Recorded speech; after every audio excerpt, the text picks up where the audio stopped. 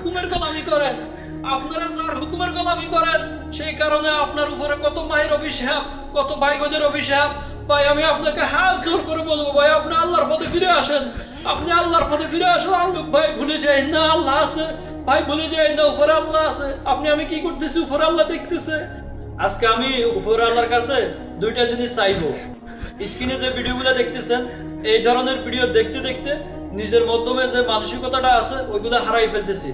তাই আজকে আল্লাহর কাছে আমি দুইটা জিনিস চাইবো। একটা হলো আল্লাহ হয়তো বাংলাদেশের জালিমদেরকে হেদায়েতের পথে ফিরে আনুক, আর না হলে আল্লাহ বাংলাদেশের যত জালিম আছে সবাইকে ধ্বংস করে দেয়।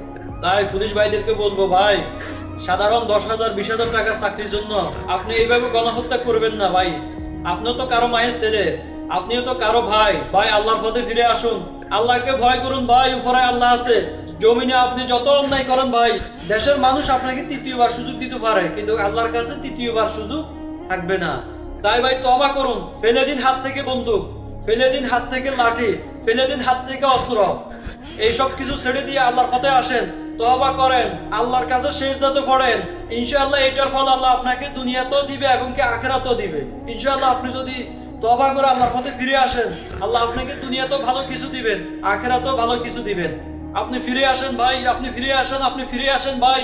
ভাই আজকে আমাকে দেখেন, 1.5 কোটি প্রবাসীকে দেখেন। ভাই আমরা ফ্যামিলি চালাইতেছি, আমরা ফ্যামিলি চালানোর জন্য কারো মায়ের বুক খালি করতেছি না, কারো মা বাবাকে এতিম করতেছি না ভাই। আমরা কোনো হারাম কাজে লিপ্ত না ভাই, আমরা কারো গোলামি করি না ভাই। আমরা এক আল্লাহর উপরে বিশ্বাস রেখে কর্ম করতেছি ভাই। তাই পুলিশ ভাই, আপনি যদি এই অন্যায় কাজগুলা ছেড়ে দেন, পাপ কাজ থেকে যদি ফিরে আসেন, মানুষের গোলামি করা থেকে যদি ফিরে আসেন, ইনশাআল্লাহ সাদা সাদা আপনি তার ফলাফল পাবেন। তাহলে ভাই ফিরে আসেন, ভাই অন্যায় থেকে ফিরে আসেন, নিজেকে কন্ট্রোল করার চেষ্টা করুন। আমি আপনাদের কিছু ভিডিওতে দেখছি আপনারা নাকি বলতেছেন উপরে অর্ডার আছে, আমাদের দায়িত্ব। ভাই আপনারা কি দায়িত্ব পালন করতেছেন, কি অর্ডার পালন করতেছেন? যে অর্ডারের কারণে আপনাদের উপরে হাজার হাজার মায়ের অভিশাপ, হাজার হাজার ভাই বোনের অভিশাপ। আপনারা কার হুকুমের গোলামি করেন, আপনারা যার হুকুমের গোলামি করেন, সেই কারণে আপনার উপরে কত মায়ের অভিশাপ, কত ভাই বোনের অভিশাপ। ভাই আমি আপনাকে হাত জোর করে বলবো, ভাই আপনি আল্লাহর পথে ফিরে আসেন, আপনি আল্লাহর পথে ফিরে আসেন, আল্লাহ আপনাকে দুনিয়াতে ভালো কিছু দিবেন। ভাই আমাদের সময় শেষ হয়ে আসতেছে, আমরা কখন ফিরে আসবো আল্লাহর পথে, কখন আমরা অন্যের কাছ থেকে ফিরবো? ভাই আমাদের সময় খুবই কাছাকাছি চলে আসছে ভাই, কখন আল্লাহর কাছে তওবা করুন ভাই, ফিরে আসেন ভাই। এভাবে আর কত মায়ের বুক খালি করবেন ভাই? যে আল্লাহ আপনাকে দুনিয়াতে পাঠাইছেন, উনি আপনার সব, উনি আপনার রিজিক দাতা, উনি আপনাকে অক্সিজেন দেওয়ার মালিক, উনি আপনাকে বাঁচানোর মালিক, উনি আপনাকে গাড়ির চাকার নিচ থেকে বাঁচাতে পারেন, আবার উনি চাইলে আপনাকে মারতে পারেন।